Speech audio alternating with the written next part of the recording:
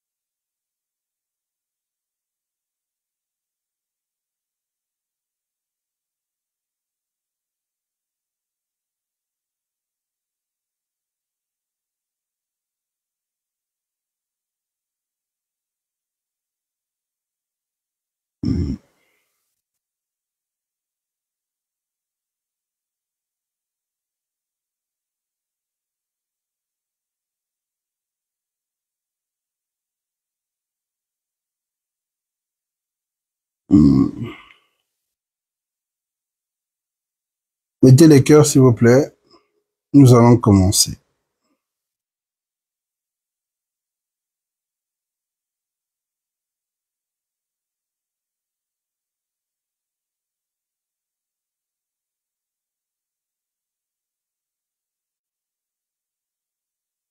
S'il vous plaît, tapez, mettez les cœurs, nous allons commencer, s'il vous plaît.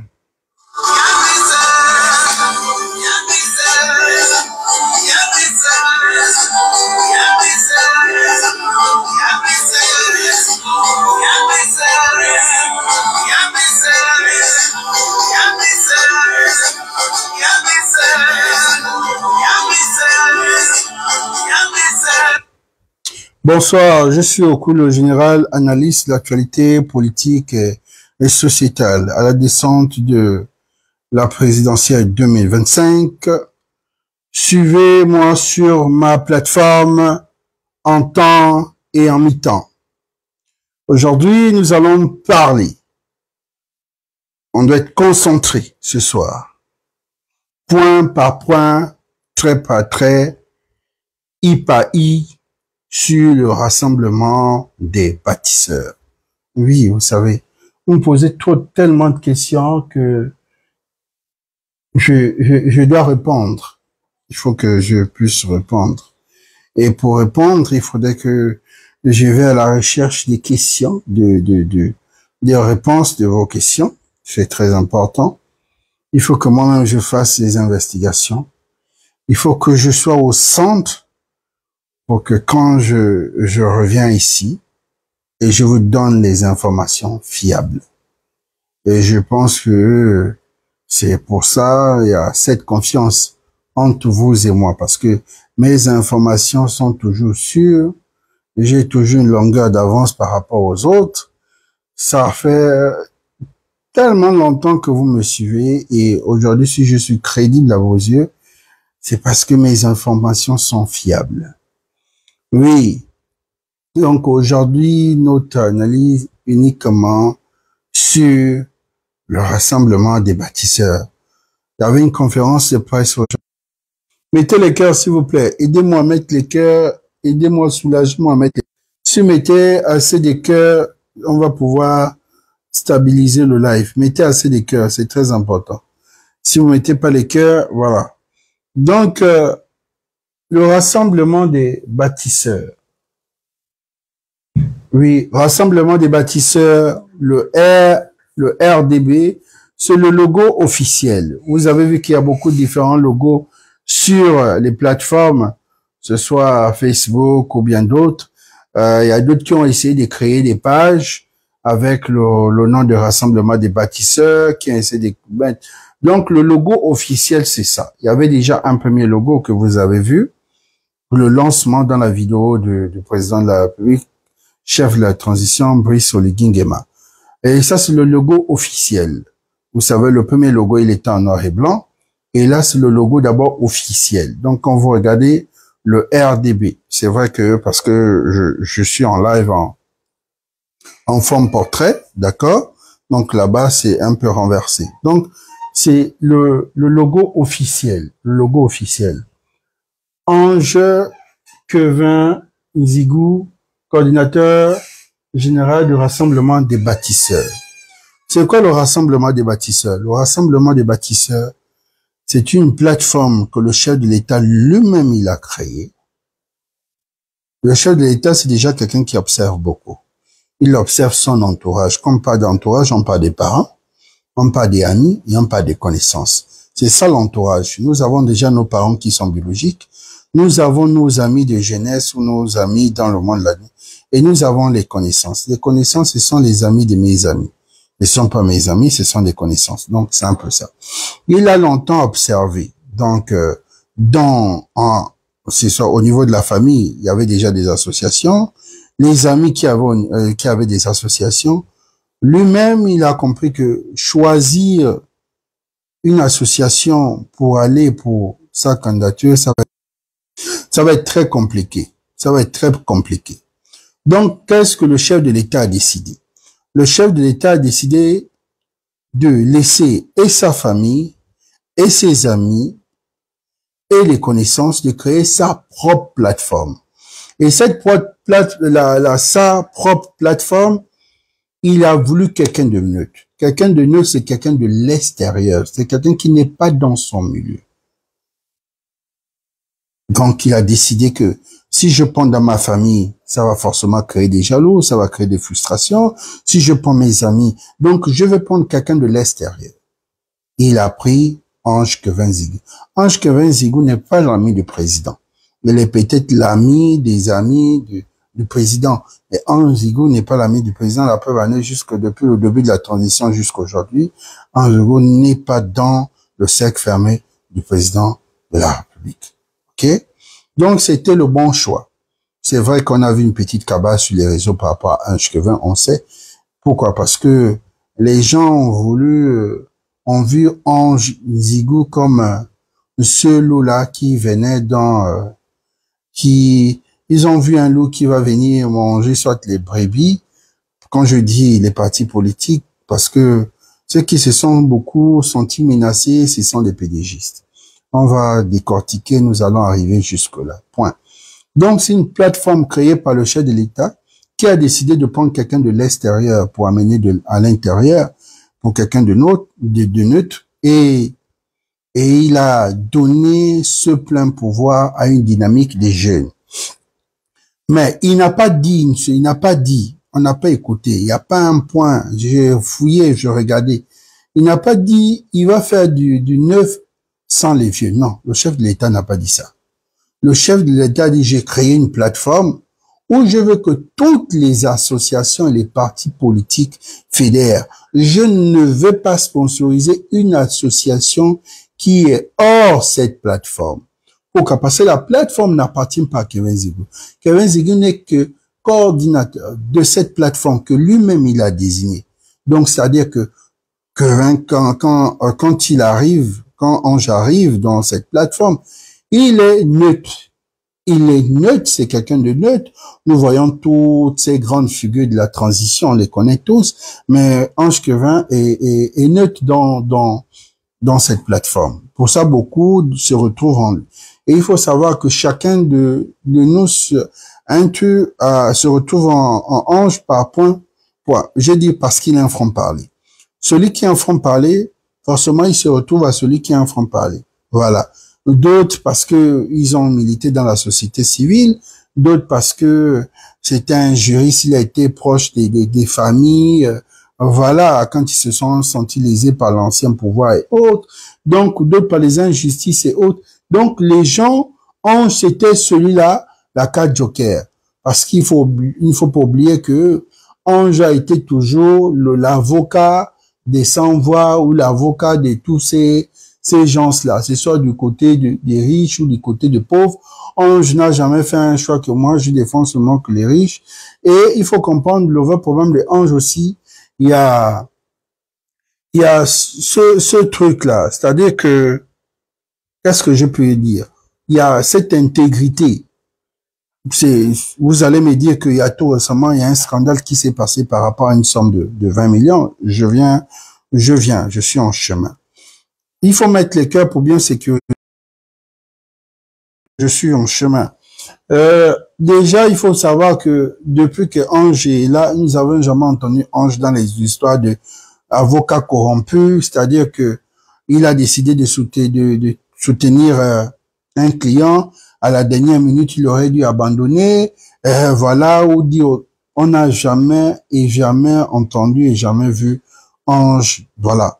On sait que c'est un fils d'une famille nantie, c'est-à-dire déjà que, voilà, c'est pas ce Gabonais lambda, c'est quelqu'un qui a fait ses études, c'est quelqu'un qui est quand même d'une bonne famille, on connaît. Bref. Donc aujourd'hui, Ange, c'est, on va dire en guillemets, c'est le chef de la plateforme. Maintenant, la plateforme n'appartient pas à Ange.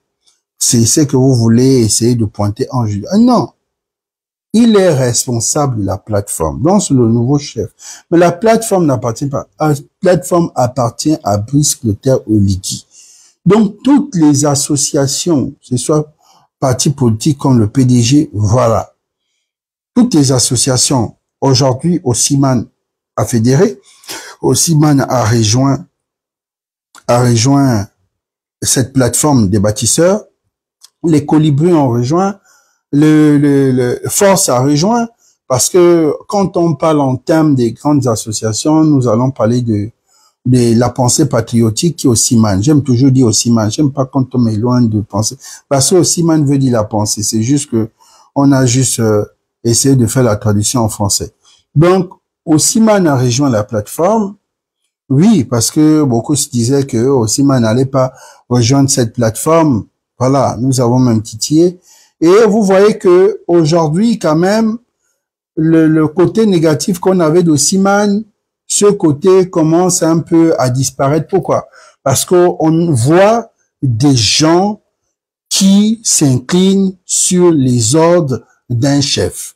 Et Osiman pouvait se dire, nous avons nos moyens, aujourd'hui nous avons notre capital, on décide de ne pas aller. Mais vous décidez de ne pas aller sur la vision de quoi? Si vous soutenez Oligui, qui dit, moi, ceux qui me soutiennent doivent aller sur cette plateforme, vous devez obéir. Moi, je dis, les seuls qui ne peuvent pas obéir, c'est le PDG. Vous allez me dire pourquoi. Je peux dire, le PDG, il pouvait décider qu'on n'obéit pas. Voilà. Mais, oui, le PDG peut décider mais toutes ces associations sont censées obéir. Comme le PDG aussi est censé de rejoindre. Parce que quand les associations viennent signer, quand les partis politiques viennent signer, ils doivent signer leur charte parce qu'il y a une charte là-bas. Pour les partis politiques, oui. Parce que quand vous êtes des partis politiques, pendant cette période, vous devez mettre votre parti politique en pause, ne pas aller sur les Fidji. Et les associations politiques, pareil. Il y a eu un problème, bon, pas il y a eu un problème, il y a eu un petit malentendu, des journalistes ont posé des questions, et il y avait d'autres, dans d'autres associations qui étaient là, qui ont posé vous savez toujours que quand un journaliste pose des questions, c'est juste parce qu'il entend les gens parler, il faut déjà savoir. Les journalistes, ce sont pas des voyants ou bien non. Eux, ils écoutent, ils notent, c'est que parce que les gens se sont dit oui. Il y a un logo officiel. Le logo officiel, ils ont vu le logo officiel. Mais dans les effigies d'aujourd'hui, qu'ils ont vu tout ce qui était affiché, ils ont vu le RDB et c'est bon. Ils se sont dit non, mais nous ne pouvons pas accepter que sur ça, on puisse mettre c'est bon. Donc, il fallait qu'ils puissent expliquer que c'est bon, c'est Clotaire Brice Oligui Nguema. Ils se sont dit d'accord, nous sommes d'accord, mais qu'on enlève Jean en logo c'est bon, parce que quand on voit le logo c'est bon, on voit directement toutes ces plateformes là, toutes ces grandes associations. Voilà, parce qu'il y a des associations qui s'appellent qu'on appelle c'est bon, il y a des médias c'est bon. Donc eux, ils ont décidé que non, vous avez dit nos associations ne doivent même pas avoir notre logo. Toutes les associations doivent porter le logo RDB, donc c'est-à-dire le Rassemblement des bâtisseurs. Pourquoi? Moi, je trouve que c'est une bonne stratégie pour que tout le monde soit au même niveau. Oui, j'aimais celui qui a eu la pensée de dire au chef d'État, de dire, voici cette présidentielle-là, avec ce que nous voyons, ça va vraiment créer des frustrations. Il va voir assez, mieux que toutes ces associations portent un seul nom. Oui, c'est-à-dire que portent un seul nom de famille qui est le rassemblement des bâtisseurs. J'ai vu d'autres frustrer les autres. J'ai vu des blogueurs, j'ai vu des TikTokers en disant, oui, les bâtisseurs, il y a des gens qui n'ont même pas, ils connaissent même pas le prix d'une brique, mais qui essaient de crier que nous sommes bâtisseurs, nous sommes des bâtisseurs. Non, c'est pas à ce niveau. Mais c'est vrai que le chef de l'État encourage tous ceux qui construisent. Donc, je disais, donc voici. Aujourd'hui, je le dis ici officiellement. 11, Kevin Zigou n'est pas venu faire la chasse aux pédigistes.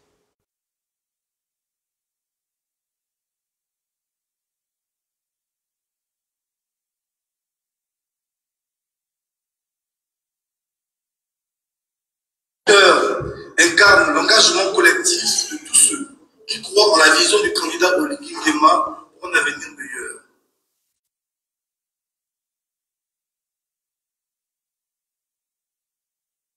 Je vous ai déjà dit, si vous vous concentrez juste pour écouter l'analyse de l'actualité, mais c'est de là où on s'accoupe parce que en même temps quand vous m'écoutez, il faut aussi penser à sécuriser le live. C'est pas la joie. C'est pas la joie. C'est pas la joie. Ça, je vous le dis. Il faut mettre les cœurs. Il faut mettre. Sérieux, vous restez, vous êtes concentré à me regarder, mais qu'est-ce que je peux dire? Qu'est-ce que je peux dire? Je ne peux rien dire. Sérieux, je ne peux rien dire là. Je ne peux rien dire. Il faut.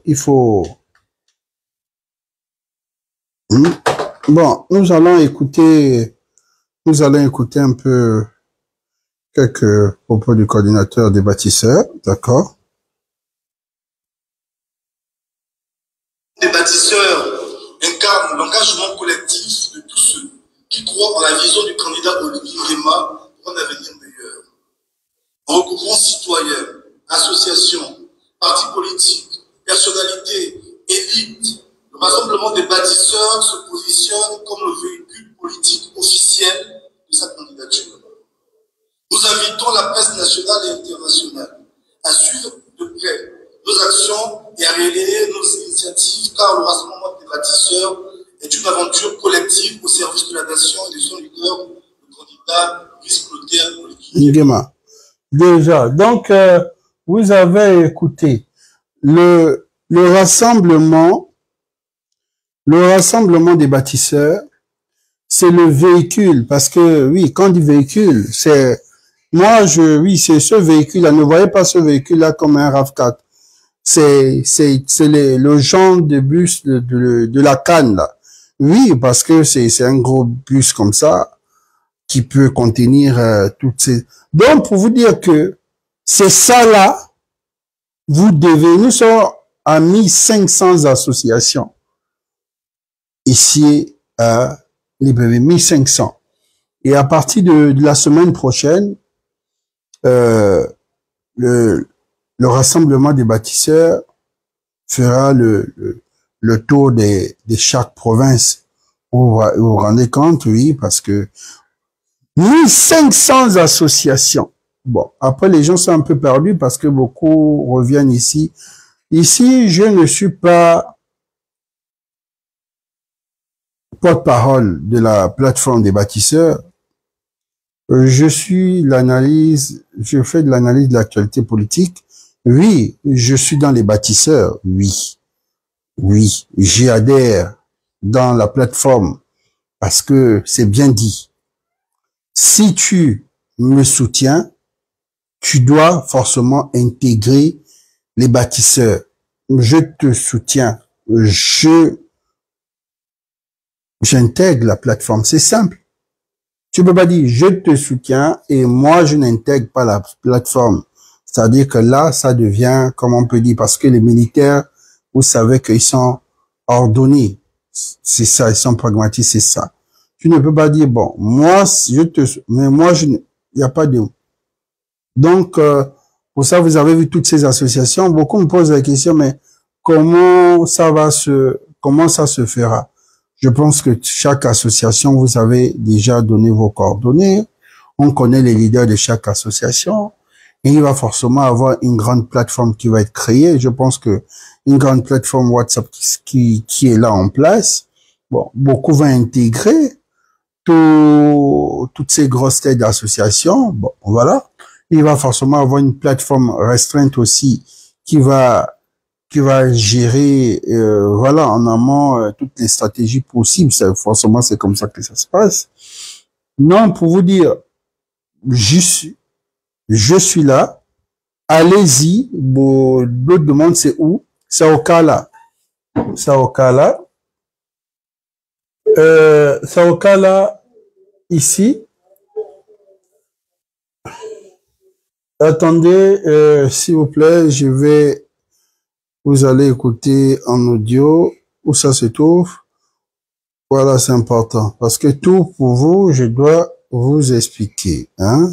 Vidéo explicative pour arriver au rassemblement des bâtisseurs. Après le marché, ce sera sur votre gauche, la ruelle de gauche. Et si vous venez d'Okala, ce sera la ruelle de droite avant le marché. Donc là, vous prenez la ruelle et vous suivez les pavés. Une fois dans les pavés, vous avancez juste tout droit. Puis vous suivez la route. Vous trouverez une école bilingue sur votre gauche, vous la dépassez. Après avoir dépassé l'école, vous trouverez une briqueterie sur votre droite. Vous avez juste à prendre cette ruelle-là et la longer jusqu'au fond. Une fois arrivé au portail marron, vous prenez juste la droite et ce sera au fond de la ruelle. Vous trouverez le mouvement des bâtisseurs. Chers bâtisseurs, nous vous attendons. Donc, oui, pour toutes les filles d'Elbeuf, vous connaissez, c'est la ruelle du petit marché où il y a le truc, le secret. Bon, on va pas se faire semblant ici, hein. Je vais pas aussi faire la publicité parce que je suis pas payé pour ça. Bon, c'est juste pour essayer de donner la position géographique. Au cas là, au marché d'Okala là, oui. La ruelle, la ruelle pavée, où il y a l'hôtel Le Secret. C'est dans cette ruelle là, ne faisons pas semblant. Vous connaissez tous ici l'hôtel Le Secret ou la Cachette. Je pense que c'est Le Secret, entre Le Secret et la Cachette. Mais je suis plus pour Le Secret. D'accord, c'est dans cette ruelle-là. Vous connaissez tous, on va pas faire semblant. Beaucoup d'enfants aujourd'hui, on les 10 ans, sont nés là-bas. C'est là-bas où on vous a conçu. Bref. Donc, nous allons sortir de là. Je donne tous les points possibles. Bon. Ange a parlé. Il vous a expliqué. Il vous a donné, sa vision. Bon. À vous d'adhérer. C'est simple. Comme bonjour. C'est simple comme bonjour. Donc, le siège se trouve à Okala. Voilà. Je pense que je connais pas les heures, mais on connaît les heures de l'administration. C'est toujours 8 heures. Je connais pas les... Bon, on va se dire 9 heures quand même. Donc, à partir de 9 heures, on sait que forcément, il y a des gens qui sont là. Et la ruelle est toujours inondée, hein, parce qu'aujourd'hui, là, il y avait même des problèmes il y avait des problèmes pour stationner et autres. D'accord. Qu'est-ce que j'ai pas dit? Qu'est-ce qui manque? J'ai tout dit. J'ai tout dit, là. Sérieusement, j'ai tout dit. Je pense que je n'ai rien oublié. Je pense que là, j'ai tout dit. J'ai donné la vision sur le mouvement, les orientations. Voilà. Ceux qui ont eu peur de penser qu'on va faire la chasse aux pédigistes là-bas, les pédigistes n'avaient pas peur. Voilà. Voilà. Ceux qui hésitent, venez. Il y a déjà 1500. L'objectif est d'atteindre même 5000 associations ou 10 000 associations dans tout le Gabon. Voilà, c'est tranquille. Chaque association aura forcément sa partition. Voilà, vous serez pas lésé, vous allez pas venir vous enregistrer après, vous serez lésé et vous avez laissé vos coordonnées. Maintenant, si votre numéro de téléphone et vos téléphones est volé, c'est pas la faute des La coordination, dès qu'on vous appelle, si ça ne passe pas, on a notre numéro. Donc, il est mieux toujours de mettre 2 numéros. Parce que quand on vous appelle, allô, c'est l'association telle, oui. Veuillez vous rendre au siège. Bon, si ça ne passe pas, on tend sur le 2e numéro. Donc, parfois, pensez à ça. Oui, cette période-là, il faut toujours avoir les téléphones chargés. C'est un peu ça. Bon, là, nous rentrons dans la phase, vous savez que la phase où je titille, vous êtes déjà habitué, où je vais forcément piquer. J'ai vu ça. On m'a envoyé ça. Sérieux, on m'a envoyé ça. Les oliguistes, nous sommes les bâtisseurs. J'ai appelé un peu les gars, la DG, je disais, non, qui cherchait qui a fait ça? Il faut qu'on arrête les gens, non. Non, le Kounabélis, il peut pas être comme ça. Non, sérieux. Non, non, sérieux. Sérieux, non.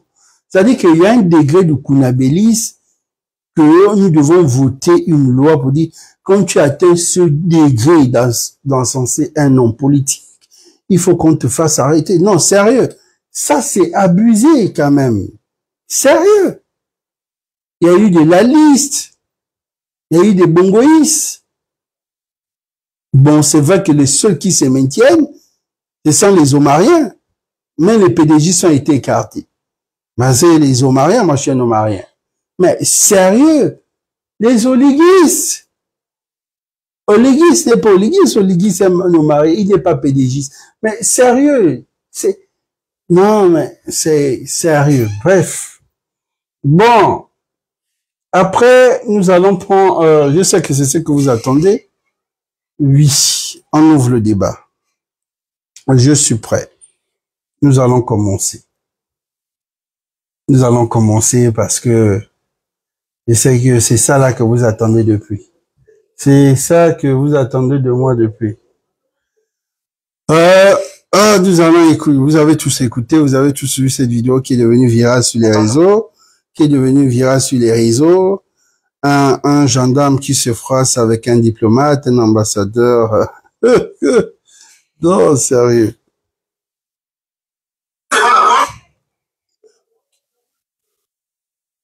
Donc, il est en train de me menacer. Je ne suis pas en train de vous menacer.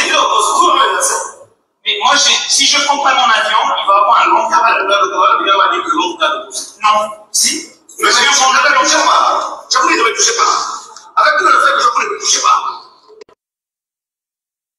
Il n'y a aucun problème. Je ne sais pas. Non, il ne va pas. Je vois. Et je peux très bien ne me toucher pas. I think stuff with customs, they won't let me get on the plane. Talk to this officers and let me go through, please. I'm going to miss my flight. I'm seeing the king next week. This is very distressing. He won't talk to you, but je ne parle pas l'anglais. C'est un français, c'est le conseil du ministre des Affaires étrangères.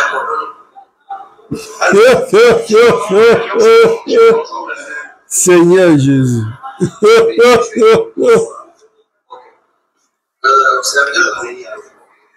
Moi, je suis au poste de police. Je ne sais pas tout ce qui se passe sur le plan. Je vois un des éléments arriver. À côté des éléments, il y a un plan de gendarmerie qui est en train probablement de voyager. Et donc, moi, je ne sais pas tout ce qui s'est passé sur le terrain. Donc, quand ça arrive, le monsieur parle et le lieu de normal. Je dois prendre l'avion, c'est dans 8 minutes. Je dois être à l'endroit, je vais mettre au téléphone. S'il vous plaît, je dois prendre l'avion. Lui, il fait comment? Qu'est-ce qu'il fait le téléphone? D'ailleurs, je dois prendre cet avion, je vois l'endroit, si je prends pas cet avion, un majeur problème. J'ai présenté. Le commandant, c'est que il laisse là, il attend. Est-ce que ça va être un grand problème? Je parle de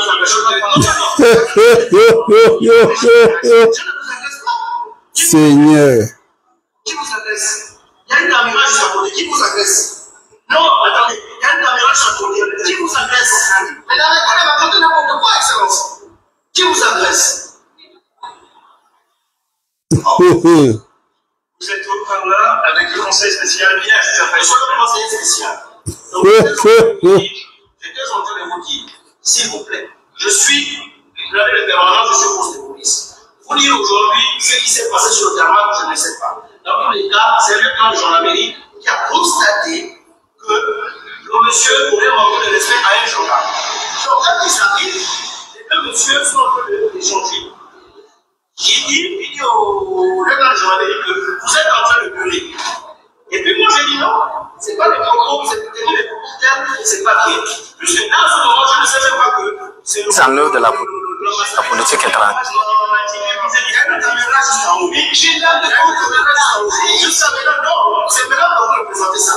Et donc, il me dit, puisque moi, il faut que je m'explique un peu de quoi il s'agit. Il me dit, il n'a pas expliqué, il me fait chanter.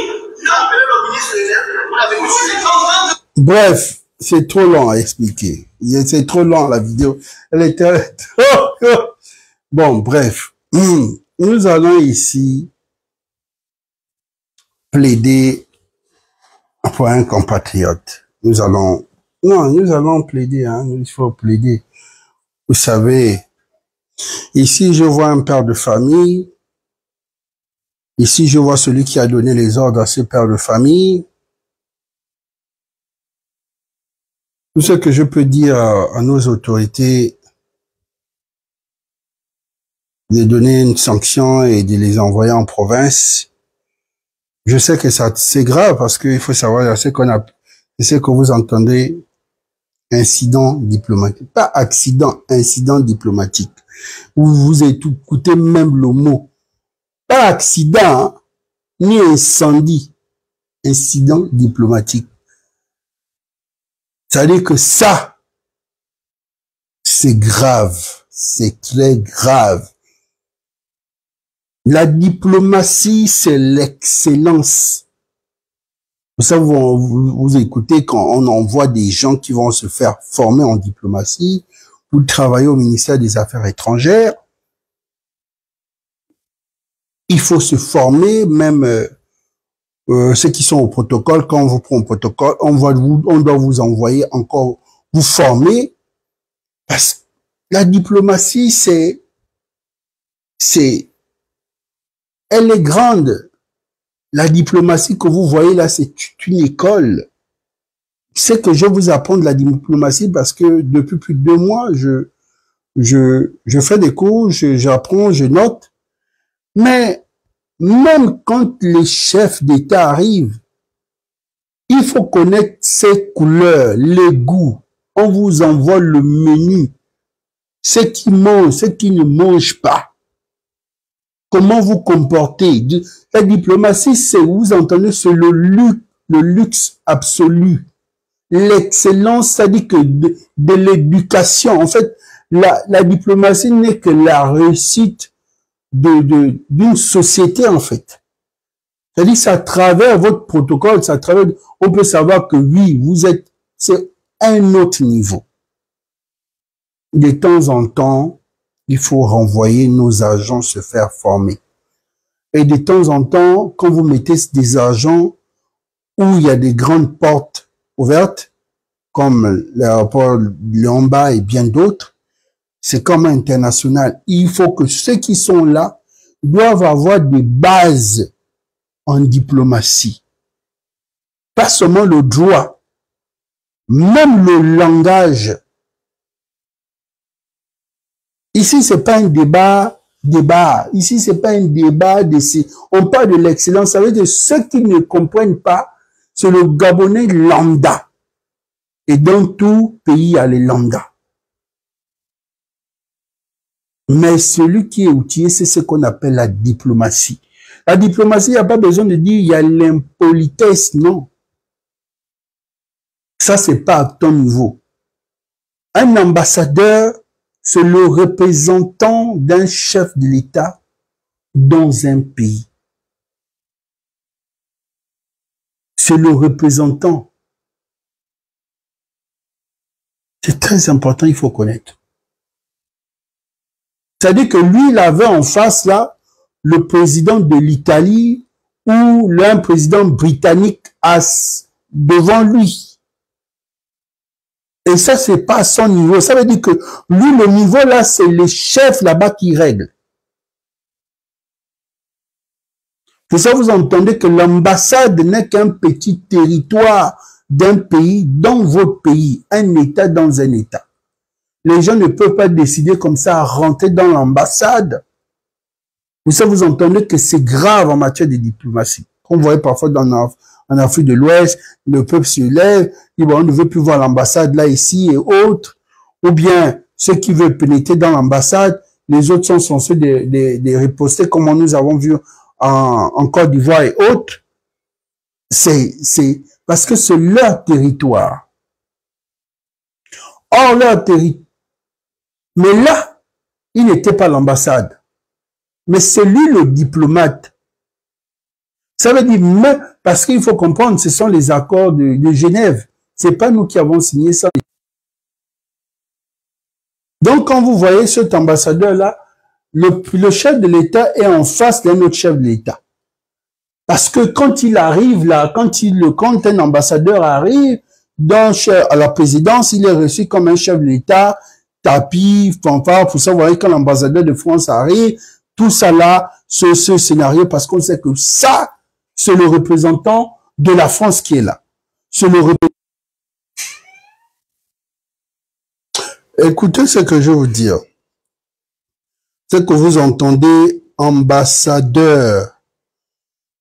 Il y a les ambassadeurs, mais après, on rajoute toujours plénipotentiaire, représentant de l'État auprès d'un État, chargé de plein pouvoir pour accomplir une mission. Il a tous les pouvoirs. Donc, il a tous les pouvoirs. C'est-à-dire que le président italien donne tout, le président de l'Allemagne, il donne tout. Donc, quand tu es en face de lui, tu es en face de notre président. La diplomatie, c'est autre chose. C'est quoi la diplomatie?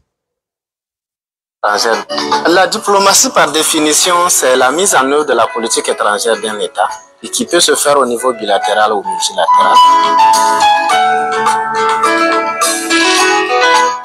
Cette définition, elle est un peu théorique. Elle est un peu théorique dans le sens que elle ne va pas en profondeur pour dire comment est-ce que de manière concrète cette politique étrangère-là est mise en œuvre. Alors, après ma formation à l'Université de Genève, j'ai eu une nouvelle dimension de la diplomatie. Cette nouvelle dimension, c'est quoi? En fait, j'ai appris à connaître les organisations internationales, leur fonctionnement et comment est-ce que la politique étrangère, la diplomatie mise en œuvre s'opère dans ce sphère-là. Donc, la nouvelle dimension que j'ai eue dans la diplomatie à travers le programme, c'est que effectivement, si vous êtes envoyé comme diplomate de votre pays à l'étranger, vous devez maîtriser les institutions internationales auprès desquelles vous êtes accrédité. Et le programme m'a enrichi parce que j'ai compris davantage le fonctionnement du système des Nations Unies. J'ai compris comment fonctionne l'Union européenne. J'ai compris comment fonctionne l'Organisation mondiale du commerce. Et ça me met beaucoup plus à l'aise dans l'exercice de mes fonctions. Qu'est-ce qui se passe lorsqu'un diplomate se fait arrêter? Eh bien, littéralement rien, car un diplomate ne peut simplement pas se faire arrêter. Ou alors seulement dans 2 cas, par erreur, ce qui n'arrive pratiquement jamais, ou pas légalement. Du coup, ça veut dire quoi? Qu'un diplomate peut théoriquement voler ou même tuer sans être inquiété?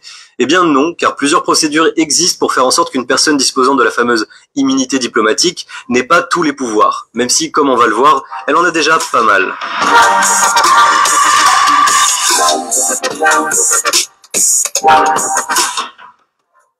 Déjà, l'immunité diplomatique, c'est quoi? C'est un principe datant de l'Antiquité qui a été codifié récemment avec la Convention de Vienne en 1960. C'est une protection juridique offerte par un État aux membres de son corps diplomatique. Ce statut permet aux représentants d'un pays d'exercer leur mission sans subir de pression de la part des autorités du pays d'accueil. D'ailleurs, les diplomates ne sont pas les seuls à en bénéficier. Les agents techniques et administratifs d'une ambassade ainsi que leurs familles en profitent aussi. Tous, cependant, n'ont pas droit à la même protection. L'ambassadeur, qui est au sommet de la hiérarchie, a droit à la protection maximale. Il ne peut être ni arrêté, ni détenu. Il ne peut pas non plus faire l'objet d'enquêtes. Les agents diplomatiques, leurs familles ainsi que le personnel administratif et technique ne peuvent pas non plus être arrêtés ou détenus. L'immunité diplomatique concerne également l'ambassade d'un pays, mais une grosse idée reçue laisse croire que l'ambassade d'un pays appartient à ce pays, comme s'il s'agissait de son territoire. Même s'il est vrai que le pays d'accueil n'a pas le droit d'entrer à l'intérieur, l'ambassade du Qatar en France est toujours sous la souveraineté de la France et soumise aux lois françaises. Oui, la réalité est bien moins intéressante que le mythe. D'ailleurs, ce mythe est souvent relayé par les ambassadeurs eux-mêmes. Après, il est vrai que lorsqu'un pays entre dans une ambassade sans autorisation, c'est considéré comme un acte de guerre. C'est la raison pour laquelle Julian Assange, poursuivi pour avoir publié des documents secrets dans l'affaire des Wikileaks, n'a pas encore été arrêté. Tant qu'il reste sagement dans l'ambassade d'Équateur à Londres, il est hors d'atteinte des autorités anglaises. De la même manière que l'immunité diplomatique s'applique aux agents, les valises et plus globalement le matériel transmis par le pays d'origine sont aussi soumis à cette inviolabilité. En gros, ces équipements sont, comme l'ambassade, impénétrables. Ça peut faire assez cliché, mais il y a eu de nombreux cas d'abus à ce niveau-là, où plusieurs valises ou caisses de drogue furent envoyées dans certains pays sous couvert de cette inviolabilité. Pour autant, les diplomates ne sont pas intouchables, enfin presque. En cas d'infraction grave, une ou plusieurs solutions permettent de faire sauter son immunité diplomatique. La première solution est simple, le pays qui le représente doit simplement faire le choix de lever cette immunité. Le pays d'accueil est beaucoup plus limité car il peut seulement en faire la demande. Mais une fois le statut spécial révoqué, l'agent pourra être jugé par la justice et potentiellement aller en prison. Cette procédure est rare, mais importante d'un point de vue diplomatique car cela permet au pays représenté de montrer qu'il ne cautionne pas les actes de son diplomate et qu'il respecte l'autorité du pays. On a l'exemple de l'ambassadeur suisse Stefan Flückiger, qui exerçait à l'époque en France et a forcé un barrage policier alors qu'il était ivre. Après une course-poursuite, les policiers ouvrirent le feu sur sa voiture car il roulait à grande vitesse et à contresens. Immédiatement après, la Suisse proposa de lever son immunité diplomatique si la France en faisait la demande. Donc le pays d'accueil peut faire une demande pour lever l'immunité diplomatique d'un agent, mais il existe une autre procédure plus expéditive. Le pays peut simplement décider d'expulser un diplomate en le déclarant persona non grata. Dans ce cas, le diplomate conserve son statut et le pays qui le représente est chargé de vérifier qu'il a bien quitté le territoire. Et enfin, il y a un dernier recours. Si l'État du diplomate refuse que son agent quitte le territoire, le pays d'accueil peut simplement décider de ne pas le reconnaître comme étant un membre d'une mission diplomatique, ce qui lui permet de le traiter comme un citoyen étranger ordinaire, et donc de l'expulser comme bon lui semble. Par exemple, en mars 2018, suite à l'empoisonnement de l'ancien agent double Sergei Skripal, empoisonnement soupçonné par les autorités... Donc, expliquer ça plus simple. L'agent n'avait pas le droit de bloquer l'ambassadeur ou d'interdire l'ambassadeur de quitter le territoire. Il constate, il fait le rapport, acquis de droit à sa hiérarchie, et celui-là, il va soumettre le problème au ministre des Affaires étrangères, le ministre des Affaires étrangères qui va soumettre au président, le président qui va forcément joindre son homologue. C'est comme ça que ça se passe. Il n'avait pas le droit. Ce qu'il a fait, c'est comme s'il sécrétait l'ambassadeur, puisqu'il empêche l'ambassadeur de quitter un territoire. C'est lui l'ambassadeur. Ça veut dire que c'est lui qui a les pleins pouvoirs. Et il n'a pas commis une violence, il a tiré sur quelqu'un et il est tenté de fuir. Même ça, on ne peut pas attraper l'ambassadeur. Il faut d'abord faire la demande. Mais là, il est tenté de sortir de chez lui. L'agent dit, tu ne sors pas tant que tu ne nous expliques pas pourquoi tu t'es chamaillé ou tu as eu des propos violents envers un gendarme. Il s'adresse pas à un membre, c'est-à-dire qu'il s'adresse à l'ambassadeur lui-même. Si c'est un membre du corps diplomatique, comme on dit, plus qu'on dit, celui qui a le plein pouvoir, c'est l'ambassadeur. Les autres, ils ont un pouvoir, mais pas comme celui de l'ambassadeur. Celui qui a le pouvoir au sommet, c'est l'ambassadeur. Si c'était un conseiller d'ambassade ou un agent de l'ambassade, c'est-à-dire il a un passeport diplomatique, encore oui, on pouvait saisir son ambassadeur pour dire voici. Mais comme c'est lui l'ambassadeur, on saisit qui? Au ministre, on soumet au ministre que voici les caméras, voici ce qui s'est passé à l'aéroport, nous avons des preuves, l'ambassadeur a fait ceci, l'ambassadeur a fait cela. Et là, le ministre rentre en contact avec l'ambassadeur. En étant sorti, bien sûr. Donc, ce qui s'est passé, c'est un incident diplomatique. Parce que, vous voyez, pour ça je vous ai dit, il faut former les gens, les former, c'est-à-dire, avant de nommer un parent quelque part, où il y a des portes ouvertes, comme je vous dis, comme on parle, ça c'est le rapport international. C'est pas n'importe qui peut exercer là-bas. C'est pas n'importe qui. Il faut savoir qui mettre. Même si tu es d'humeur, tu ne sais pas qui est en face de toi. Tu peux parler sauvagement à un diplomate. Voici les problèmes. Il vient, peut-être pour signer un contrat où ton pays va bénéficier. Et du coup, il décide que non. Moi, ils n'ont pas reçu, non, le protocole n'a pas été fait, j'ai été bafoué dans mes droits. Vous avez vu qu'il a insisté. Il a insisté en disant, je suis l'ambassadeur, il faut que je parte, c'est urgent. Notre compatriote a fait blocus. C'est-à-dire que tu vas rater l'avion, comme le Gabonais, aujourd'hui tu ne pars pas, tu vas rater l'avion là. C'est-à-dire, mais c'est bizarre, non? Après il disait, Excellence, j'ai reçu les ordres. Oui, après c'est un gendarme. Il a reçu les ordres de son chef. Donc son chef savait que c'était un ambassadeur et il a donné les ordres à un subalterne de dire, bloque-moi cet ambassadeur. Il faut savoir faire la part des choses. C'est pas à lui le problème. On se retourne vers lui. Mais moi, je fais mon analyse, je dis le vrai problème n'est pas lui. Lui, c'est un gendarme. C'est un policier, un militaire. Ils obéissent toujours à l'hierarchie. Hiérarchie sur le chef. Le chef a donné le mot d'ordre. Il était qui pour faire passer cet ambassadeur, même si c'était la diplomatie, puisqu'il dit, Excellence, j'ai reçu les ordres. Ça veut dire qu'il est dépassé. Il connaissait le droit qu'on ne bloque pas l'ambassadeur, mais on se retrouve dans une politique africaine non-réalité. Il fait comment? Il se dit, je laisse passer ce monsieur, demain je perds mon boulot, je bloque ce monsieur, c'est mon chef qui... Parce que là, quand même, honnêtement, le peuple gabonais peut s'élever et défendre ce monsieur. Pas son chef, hein. Nous n'allons pas défendre son chef. Nous ne pouvons pas défendre son chef. Mais nous pouvons défendre ce monsieur, c'est-à-dire qu'on peut défendre le gendarme. Pour ça, je vous dis, il est là, il a reçu les instructions. Mais celui qui parle, c'est le chef des chefs, c'est l'ambassade qui appelle, c'est le conseil au niveau de l'ambassade qui est au téléphone. Il y a un problème. Il force le passage. C'est-à-dire, il force le passage parce qu'il faut qu'il passe. Il invente qu'il doit rater. Mais les blancs ne sont pas nous. C'est-à-dire que quand il parle là, c'est pour un rendez-vous. C'est-à-dire qu'il va pour un travail. Il faut qu'il soit là à temps parce que c'est pas comme nous. Il faut comprendre. Ils ne sont pas nous, ils ne sont jamais nous. Ça, c'est quelque chose. Ils ont une longueur d'avance. Donc, quand le gars voit qu'on bloque son vol, pour lui, c'est grave parce que peut-être son président l'attend, il a quelque chose. C'est grave pour lui. Mais tu vois, le gendarme est resté là blocus. Est-ce que quand ce gendarme reste là blocus, c'est lui le problème?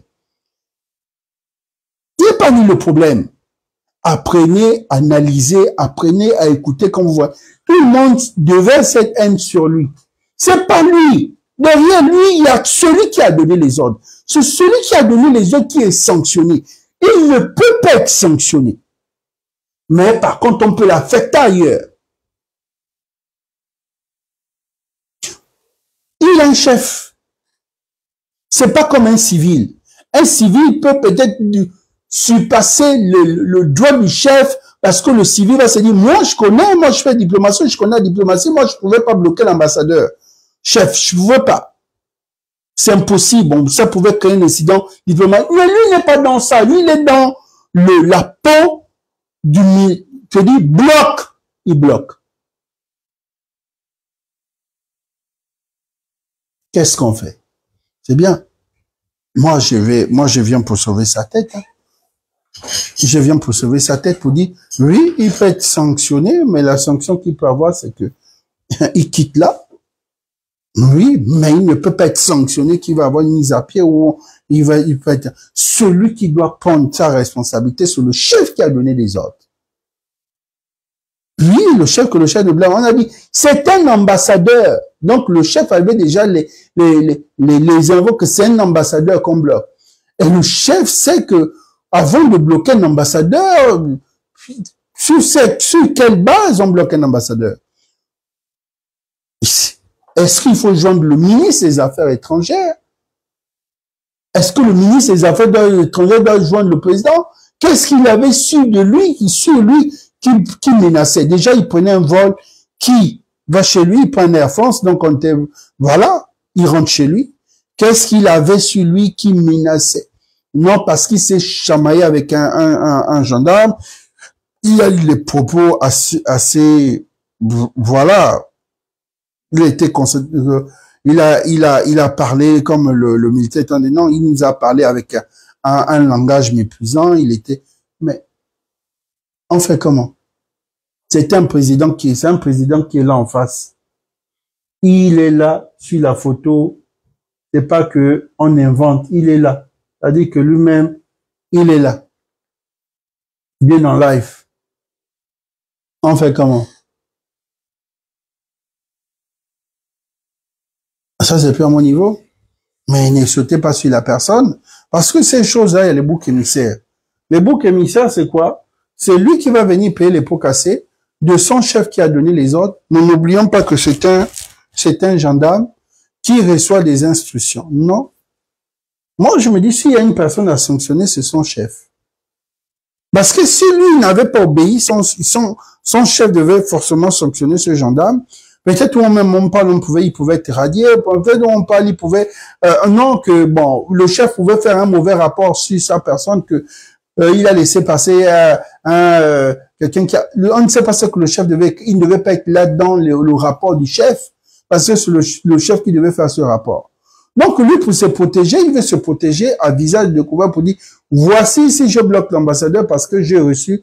Il a dit bien, c'est le commandant, il a dit c'est celui qui commande cette brigade, parce que à l'aéroport, il y a une brigade. À l'aéroport, là, il y a une brigade de la gendarmerie. Il a dit, c'est le commandant de brigade qui a donné les instructions qui ne bougent pas. Donc, c'est au commandant de brigade que le ministre des Affaires étrangères doit appeler, que le commandant en chef de la gendarmerie doit interpeller. C'est d'abord lui. On ne peut pas appeler les subalternes. C'est par son niveau. Il a reçu les informations. Pour ça, je vous ai dit, l'analyse, c'est bien parce que beaucoup de gens dans notre pays, quand on voit une vidéo, ça devient viral. Personne ne veut analyser. Les gens viennent. Aujourd'hui, c'est lui qui a pris. Tout, c'est lui. Mais personne ne veut écouter le message. Les gens savent que oui, il y a eu un incident diplomatique. Oui, ça fait mal. Il y a la récupération politique. Forcément, ça va faire tout un tapas sur les médias européens. Oui. Mais c'est pas lui. On oublie que c'est pas lui. C'est quelqu'un d'autre derrière. Sur ce, j'ai terminé mon analyse d'aujourd'hui. Nous avons terminé. Et je vous disais qu'officiellement, c'est ça le logo du rassemblement des bâtisseurs. Bon. Je vous ai donné la position géographique de Saoka, là, dans la ruelle pavée. Je vous ai tout dit.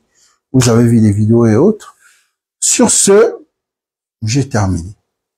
Donc, on se revoit sur d'autres plateformes et on se verra encore, quand je viendrai faire l'analyse pour d'autres actualités.